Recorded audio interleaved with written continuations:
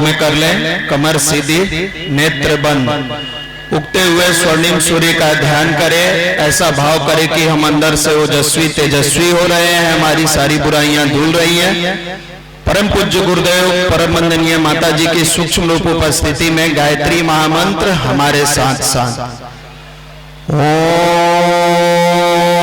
भूर्भुवः स्वः तत्सवितुर्वरेण्यं भर्गो देवस्य धीमहि धियो यो नः प्रचोदयात्।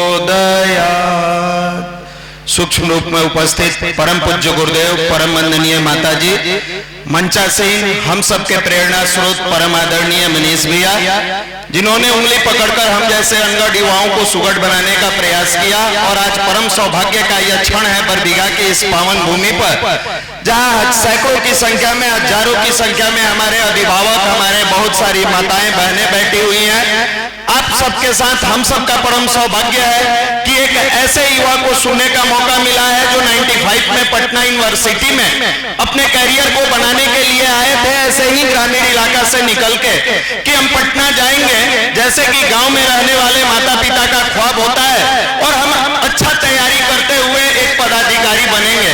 लेकिन कहा जाता है कि जब ईश्वर की असीम अनुकंपा होती है तो मनुष्य के अंदर भगवत कार्य करने की प्रेरणा जागृत होती है। और आपके मन में यह भाव आया कि पटना में आने वाले हल छोटे छोटे जगहों के बहुत सारे बच्चे हैं जो पटना आते हैं यूनिवर्सिटी में पढ़ने के लिए, फिजिक्स, मैथ, इंग्लिश, रीजनिंग कमजोर होता है, डॉक्टर, इंजीनियर बनने आते हैं, लेकिन अपने अभिभावक से दूर होने के बाद जब वो मानसिक रूप से, वैचारिक रूप से कमजोर होते हैं तो उन्हें संभालने वाला कोई नहीं मिलता है। उन्हें हम संभाल कर कैसे बेहतर बनाएंगे? जो आर्थिक रूप से कमजोर होते हैं उनकी तो मदद मिल जाती है, आसपास पड़ोस के लोग, चलो बेचारा गरीब है इसको कुछ मदद कर दो, लेकिन जब कोई मानसिक और वैचारिक रूप से कमजोर होता है तो दुनिया में उसकी कोई मदद नहीं करता है। और प्रांतीय युवा प्रकोष्ठ की शुरुआत आदरणीय मनीष भैया द्वारा किया गया, तो एक करतल ध्वनि से हम इस बरबीघा की धरती पर सबके तरफ से आपका स्वागत करते हैं। यहाँ पर मंचासीन हमारे अभिभावकगण, हम सबके बीच आदरणीय इंजीनियर पी रंजन भैया, जो MTS मिलिट्री इंजीनियरिंग सर्विस की नौकरी को छोड़ के, अभी बहुत सारे बच्चे हल्ला कर रहे हैं, देखो बाबू हल्ला करोगे कुछ नहीं मिलेगा। बहुत सारे माताओं को भी देख रहे हैं बात कर रही है, भगवान के शरण में भी बैठ के अगर आपकी बात समाप्त नहीं हो रही है तो ये मान लीजिए कि जिंदगी से कष्ट समाप्त होने वाला नहीं है। भगवत कार्य में सौभाग्यशाली लोग आते हैं, और सौभाग्यशाली लोग जब भगवत कार्य में आ रहे हैं तो कम से कम 2 घंटे का समय आप भगवान को दे दीजिए, ईश्वर को दे दीजिए। फिर तो दिन भर आप अपने घर का, इधर का शिकायत, उधर का शिकायत, इधर की कहानी, उधर की कहानी करते रह रहे हैं और परेशान है कि हमारे जीवन में खुशियां नहीं आ रही है। तो हम सबका जो सौभाग्य मिला है इस भगवत कार्य में शामिल होकर अपने जीवन को, अपने परिवार को, अपने आप को, अपने समाज को धन्य बनाने का, बस वो क्षण नजदीक है। कुछ ही क्षण में आपके बीच आदरणीय मनीष भैया आएंगे। अभी हम बता रहे थे भाई प्रिंस रंजन जी, हमारे आपके घर के बच्चे सरकारी नौकरी में जाना चाहते हैं कि हम सरकारी नौकरी करेंगे। आप MTS मिलिट्री इंजीनियरिंग सर्विस को छोड़ के, मुझे नहीं करना है, मुझे बेहतर इंसान बनते हुए समाज का कार्य करना है। आप इंजीनियर होते हुए और समाज के कार्यों में अपना जीवन व्यतीत किया, आज गुरु कार्य करते हुए अपने शानदार व्यवसाय को बेहतर बनाते हैं, तो हम आपका भी करतल ध्वनि से स्वागत करते हैं। सबसे बड़ी बात, हमारे युवा प्रकोष्ठ के भाई नीतीश जी जो पटना से चल के आए, बहुत सारे भाई पटना पढ़ने जाते हैं, लौट के गांव चले आते हैं, उनके मन में अपने गांव के प्रति पीड़ा, दर्द कुछ नहीं होता, लेकिन आप आए, वहां जो आदरणीय मनीष भैया द्वारा दिया गया संस्कार मिला कि हम बच्चों को शिक्षा के साथ संस्कार देंगे। सरकार द्वारा पाठशाला तो बहुत सारा बना दिया गया है, इसके बारे में कोई कमेंट्स हम लोगों के तरफ से नहीं है, लेकिन जो गायत्री परिवार द्वारा आदरणीय मनीष भैया के मार्गदर्शन में संस्कारशाला चलाया गया, आज उस संस्कार शाला में पढ़ने वाले बच्चे न मैट्रिक इंटर के रिजल्ट में टॉपर बन रहे हैं बल्कि जीवन में भी सफल बनते जा रहे हैं। तो भाई नीतीश जी के लिए भी जोरदार ताली से हम और उनके पिताजी के लिए कि आपने इस छोटे से उक्सी गांव में ये प्रेरणा दिया कि हमारा बच्चा अच्छा कैसे बने।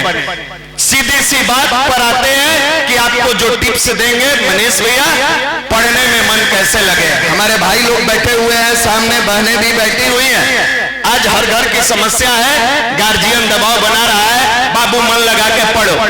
हर अभिभावक की एक ही समस्या है, छोटा बच्चा से लेके बड़े बच्चे तक मन लगा के पढ़ो। टीचर भी प्रेशर बना रहा है, मन लगा के पढ़ो।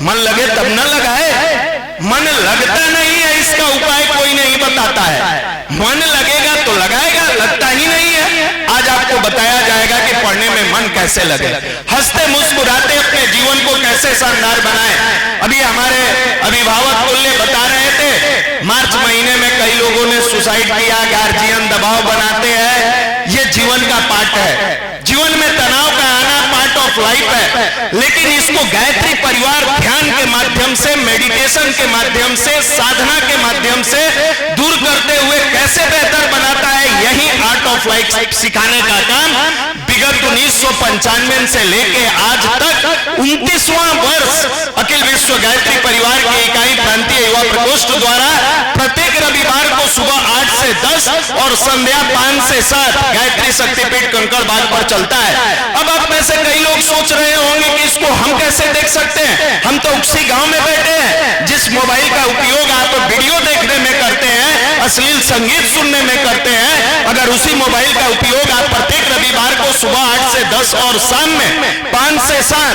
प्रांतीय युवा प्रकोष्ठ जाइएगा, यूट्यूब चैनल है या डायरेक्ट मनीष कुमार मारिएगा, लाइव टेलीकास्ट होता है। भगवान ईश्वर ने मनुष्य को बुद्धि दिया, लेकिन अगर बुद्धि को सद्बुद्धि में आप नहीं लगाए, दुर्बुद्धि में लगा दिए तो भटकते चले जाइएगा। और सद्बुद्धि में लगाते हैं तो आपका जीवन सफल बनते चला जाएगा। और ये सद्बुद्धि का मंत्र गायत्री महामंत्र है, जिसके बारे में पूरा डिटेल आदरणीय मनीष भैया बताएंगे। इतना ही करके हम अपनी बातों को समाप्त करते हैं कि अभिभावक अपने बच्चे पर दबाव न दे। ये जो मैट्रिक के सर्टिफिकेट के रूप में एक कागज का टुकड़ा मिलता है, इस टुकड़े के लिए हम निवेदन करेंगे कि कोई अपने जिगर के टुकड़ा को मत गंवाइए। ये कागज का टुकड़ा नहीं भी मिला, फिर भी हमारे देश में साधारण गड़ेरिया का लड़का शिवाजी बना, नास्तिक नरेंद्र विवेकानंद बने, पेपर बेचने वाले व्यक्ति कलाम बने, पंप पर तेल देने वाले व्यक्ति अंबानी बने, अर्धनग्न फकीर गांधी के नाम से जाने गए, दलित का बेटा भीमराव अम्बेडकर बना और अनपढ़ गंवार व्यक्ति रामकृष्ण परमहंस के नाम से जाना गया, तो चौथा पास व्यक्ति पंडित श्री राम शर्मा आचार्य बन गए। ये ताकत हमारे अध्यात्म में होती है, ये ताकत हमारे जिगर के अंदर होता है।